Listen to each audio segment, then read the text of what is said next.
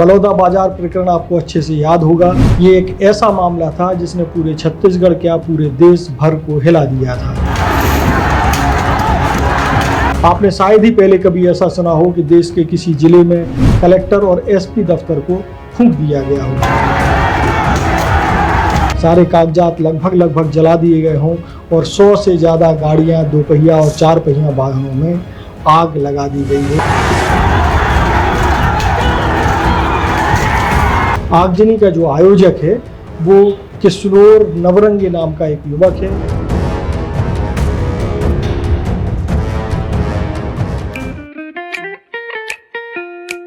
खुश है तो फिर खुशी मना ले, छोटा बड़ा केक मंगा ले, संगम में मिलता है बढ़िया केक, संगम में मिलता है बढ़िया केक।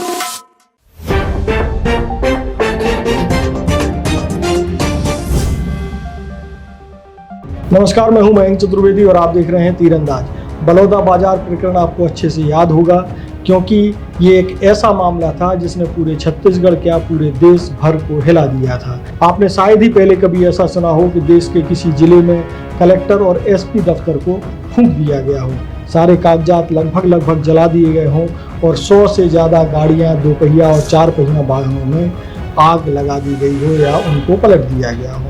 उसी प्रकरण के बाद 10 जून को बलौदा बाजार में जो विवाद हुआ और जो बवाल हुआ, उसके बाद पुलिस एक्शन मोड में है। सबसे पहले आपको बताते हैं कि 10 जून को हुआ क्या था। 10 जून को सतनामी समाज द्वारा बलौदा बाजार के दशहरा मैदान में एक धरना प्रदर्शन का आयोजन किया गया था। धरना प्रदर्शन इसलिए था क्योंकि सतनामी समाज के सबसे बड़े धर्म स्थल गिरौदपुरी में जो है तोड़फोड़ की गई थी। वहाँ जैतखम्भ को नुकसान पहुँचाया गया था।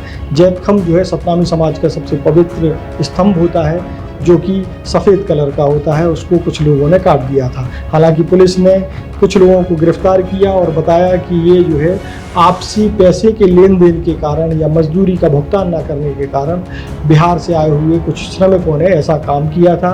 उनको भी ये नहीं मालूम था कि जैतखम्भ सतनामी समाज के लिए कितना महत्वपूर्ण होता है। हालांकि पुलिस के इस बात से सतनामी समाज सहमत नहीं हुआ और उनका कहना था घटनाक्रम के पीछे कोई और है जो सामने लाया जाना चाहिए। इसी को लेकर के सतनामी समाज सीबीआई जांच की मांग कर रहा था और इसी के लिए 10 जून को धरना प्रदर्शन का आयोजन दशहरा मैदान में किया गया था। धरना प्रदर्शन के बाद सारी भीड़ जो है, प्रदर्शनकारियों की भीड़ कलेक्ट्रेट की ओर बढ़ती है और वहाँ जो है पुलिस उनको रोकने के लिए बैरिकेड और तमाम तरह के इंतजाम करती है, लेकिन भीड़ इतनी ज़्यादा होती है कि पुलिस के इंतजाम नाकाफ़ी दिखाई देते हैं। मामला इस तरीके से जो है आक्रामक हो जाता है और वहाँ पथराव के अलावा गाड़ियों में तोड़फोड़, दफ्तरों में आगजनी और तमाम तरह की चीज़ें होती हैं। पुलिस जांच में बाद में सामने आता है कि पेट्रोल बम का इस्तेमाल किया गया, पेट्रोल का इस्तेमाल किया गया आगजनी के लिए। हादसे के बाद छत्तीसगढ़ की पूरी सरकार एक्शन मोड में आती है, पुलिस भी एक्शन में आ जाती है। सबसे पहले गाज गिरती है बलौदा बाजार के एसपी और कलेक्टर पर, उनको तत्काल हटा दिया जाता है और बाद में उनको निलंबित भी कर दिया जाता है।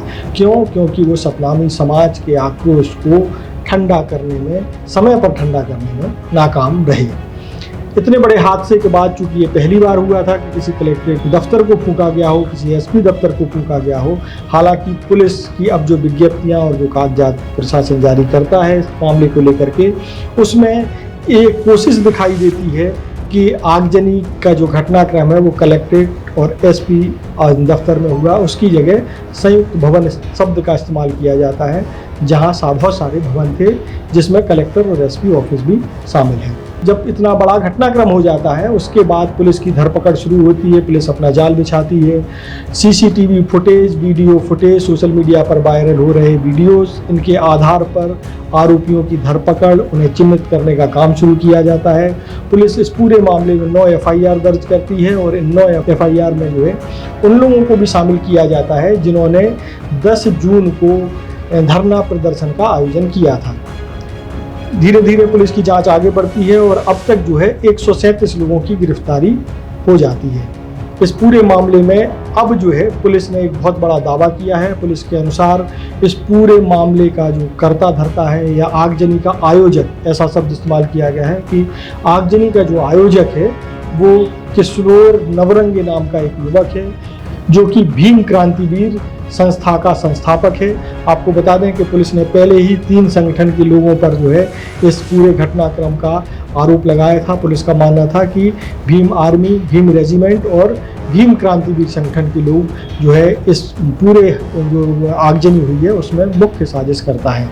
अब इन मुख्य साजिशकर्ताओं में से भीम क्रांतिवीर संस्था के जो संस्थापक हैं किशोर नवरंगे, उनको गिरफ्तार किया गया है। हालांकि पुलिस 10 तारीख से ही उनके पीछे पड़ी हुई थी, उनको खोज रही थी, लेकिन जो है उनका पता नहीं चल पा रहा था। लेकिन लबन जो इलाका है बलौदा बाजार का, वहाँ उनकी लोकेशन सूत्रों के जो मुखबिर पुलिस ने लगा रखे थे उनके अनुसार मिल रही थी। पिछले दिनों जो है पुलिस ने जो है लबन क्षेत्र से, लबन थाना क्षेत्र है और जो है जो गांव है उनका बिंदोला गांव का जो है किशोर नवरंगी रहने वाला है, जो कि लबन थाना क्षेत्र में आता है, उसको गिरफ्तार कर लिया है। अब पुलिस का जो आरोप है, पुलिस का आरोप किशोर नवरंगी पर जो है वो ये है कि किशोर नवरंगी ने ही लोगों को सोशल मीडिया के जरिए आंदोलन के लिए उकसाया। किशोर नवरंगी ने ही पूरा आयोजन जो है, जो वाद विवाद शुरू हुआ या जो धरना प्रदर्शन हुआ, उसके लिए लोगों को उकसाया और जो है इस पूरे घटनाक्रम में बहुत ही सक्रिय भूमिका निभाई। जो दंगा फसाद या जो विवाद या आगजनी हुई उसमें बड़ी सक्रिय भूमिका किशोर नवरंगी ने निभाई है। हालांकि किशोर नवरंगी अब जो है गिरफ्तार हो चुके हैं और आपको बता दें कि किशोर नवरंगे जो है पहले भीम रेजिमेंट के जिलाध्यक्ष भी रहे हैं जो है बलौदा बाजार क्षेत्र से। उसके बाद उन्होंने भीम क्रांतिवीर नाम से एक नया संगठन खड़ा कर लिया था और अब जो है वो एक मुख्य साजिशकर्ता के तौर पर जो है अब चिन्हित किए गए और उनको गिरफ्तार किया गया। आपको एक और चीज़ बता दें कि अभी पुलिस की जांच जो है ख़त्म हुई नहीं है। पुलिस अभी लगातार CCTV फुटेज और सोशल मीडिया पर वायरल वीडियोस के आधार पर लोगों को चिन्हित कर रही है।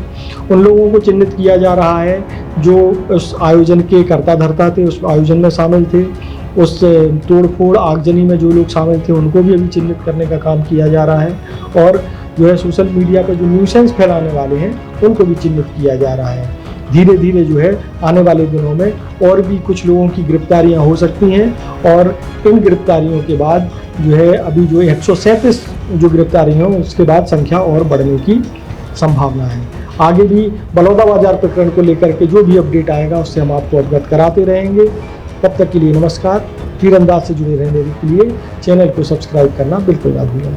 नमस्कार। स्पर्श मल्टी स्पेशलिटी हॉस्पिटल अब दे रहा है फुल टाइम विशेषज्ञों की देखरेख में सर्वश्रेष्ठ NICU एवं PICU की सुविधा, यानी नवजात एवं बच्चों की गंभीर बीमारियों का इलाज अब आपके अपने शहर में, साथ ही न्यूनतम दर पर हेल्थ पैकेज की सुविधा। स्पर्श मल्टी स्पेशलिटी हॉस्पिटल, एक एहसास अपनेपन का। तीरंदाज।